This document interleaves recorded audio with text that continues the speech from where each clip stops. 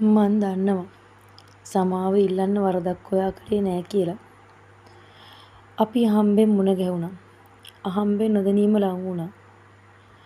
අපි අපිට අයිති නැති බව දැනන් හිටියා. ඒ මතක දැන් මට අමතක කරන්න බැරි තරමටම වේදනා දිදී පපුව හසට රිංගගෙන. ඒ මතක ඇවිස්සුවේ මමනේ.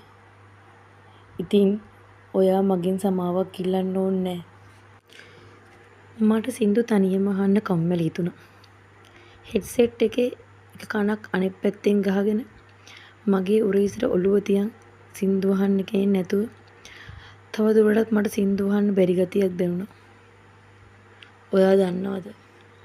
අයිතියක් නෑ කියලා දැනම ආදරය කරන එක හරි වේදනාවක්. ඒක අහිමි වෙලා හිමි වෙලා යනවට වඩා දරා ගන්න බැරි ලොකු හැඟීමක්. ඒ වගේම අතීතයේ අත්හැරුණු මගහැරුණු මිනිස්සු වැරදිලාවත් ආයෙ හම් වෙන්න එපා. ඒ වගේම අතීතයේ අමතක මිනිස්සුන්ටත් වැරදිලාවත් ආයෙ අතීතය මතක් වෙන්න එපා. ඒ වේදනාව දරා ගන්න හරිම අමාරුයි.